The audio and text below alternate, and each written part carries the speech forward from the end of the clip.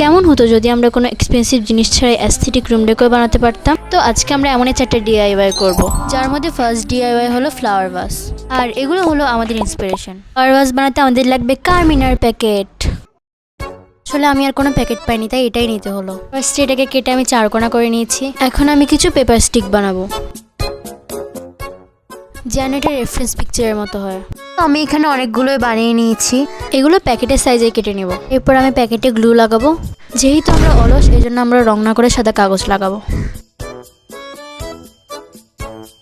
এরপর আমরা একটার পর একটা বসিয়ে দিব, যার জন্য সিরামিক লুক আসবে।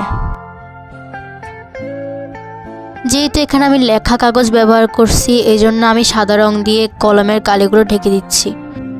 আর এটাকে আমি আমার মতো পিঙ্ক আর হোয়াইট দিয়ে মার্বেল এফেক্ট দিয়েছি। তোমরা তোমাদের মন মতো কালার করতে পারো। এখন লাগাবো একটা হোয়াইট স্ট্রিপ, কারণ এর উপরের দিকটা একটু বাজে হয়ে আছে। এই বাজে দিকটা ঢাকার জন্য আমরা হোয়াইট স্ট্রিপ লাগাবো। এটাও সেম কালার করে নেব। এখন আমি এটার ভিতর দেওয়ার জন্য ফুল বানাবো। এর জন্য আমি টিস্যু নিয়েছি। এখানে আমি ছোট থেকে বড় 4টা পাপড়ি কেটে নিছি। এখন পাপড়িগুলোতে হালকা পিঙ্ক কালার করে দিব। আর একটা কাঠি নিয়েছি, এটাকে আমি সাদা কালার করে দিচ্ছি। এরপর পাপড়িগুলো ভিতরে ঢুকিয়ে হাত দিয়ে টুইস্ট করে দিব। অবশ্যই তোমরা আগে পাপড়িগুলো শুকাই নিবা, না হলে ছিঁড়ে যাবে। তো এটা হলো ফ্লাওয়ার ভাসের ফাইনাল লুক।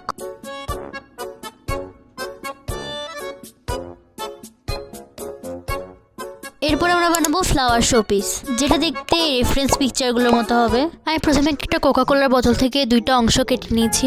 ফার্স্টে ভেবেছিলাম উপরের অংশটা নেব, কিন্তু পরে নিচের অংশটাই নিছি। একটা ক্লেকে ভেবে লম্বা করে আমি গোল করে চারদিকে লাগিয়ে দিচ্ছি। এটা আমি উপরের অংশটার মাপেই কাটছি। এখানে আমি ক্লের সাথে একটু পিঙ্ক মিশিয়ে একটা ফুল বানিয়ে নিচ্ছি। তোমরা এখানে যেভাবে দেখছো সেভাবে বানিয়ে নিবে। মানে আর কিভাবে এক্সপ্লেন করবো, তোমরা দেখেই নাও ভিডিওতে। আমি নিচে একটু ক্লে দিয়ে সবুজ রঙের ঘাসও বানিয়ে দিয়েছি। এই DIYটা অনেক ইজি। শুধু উপর থেকে বোতলের অংশটা সেট করে দিব। এইভাবেই আমাদের সেকেন্ড DIY রেডি। পর আমরা যেটা বানাবো সেটা হলো বার্ড কেজ। আমার কাছে যে বোতলের উপর অংশ ছিল সেটা দিয়ে আমি রেফারেন্স পিকচারগুলোর মতো বানাতে চেষ্টা করব। এটাকে আমি এখন খাঁচার মতো করে লম্বালম্বিভাবে কেটে নিচ্ছি। পুরো বেসটা আমরা সাদা রং রেখেছি, কারণ এই সাদা রংটা আমাদের অ্যাস্থেটিকের সাথে যাবে। তো আমার সব কিছুই রং করা শেষ। জাস্ট আমরা এর ভিতরে দেওয়ার জন্য যে পাখিটা বানিয়েছিলাম ওইটা রং করব।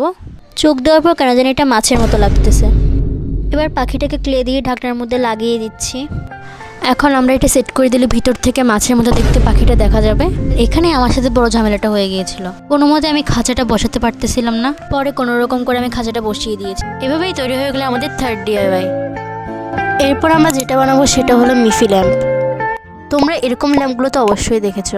এখানে আমি নিয়েছি ড্রিঙ্কের একটা বোতল, কারণ ল্যাম্পটা বানানোর জন্য আমার এটাই পারফেক্ট লাগলো। উপরের আর নিচের অংশটা কেটে নিচ্ছি। যেহেতু এটার মাথাটা গোল, এই জন্য এটা মিফি ল্যাম্পের জন্য পারফেক্ট।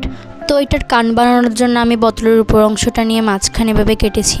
ভিডিওর মতো করে তোমরাও কান কেটে নেবে, কান বানিয়ে নেবে। এখানে আমি সুপার ক্লে দিয়ে একটা বাটির মতো শেপ দিয়ে ওইটা ভিতরে লাগিয়ে দিব। আর আমি আরেকটু ক্লে দিয়ে ভিতরে ফাঁকা জায়গাটা ভরাট করে দিয়েছি। এটা কানের মতোই লাগছে। এখানে দেখতেই পাচ্ছ বোতলের 2 পাশে হাতের মতো শেপ থাকে।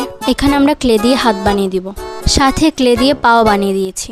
এটার মধ্যে এমনভাবে সাদা রং করতে হবে যেন ভিতর থেকে আলো দেখা যায় আর আসতে পারে। এই জন্য আমি এখানে গ্লু স্প্রেড করে দিয়ে টিস্যু দিয়ে 1টা অথবা 2টা কোট দিচ্ছি। এখানে আমি টিস্যুর 2টা কোট ইউজ করেছি।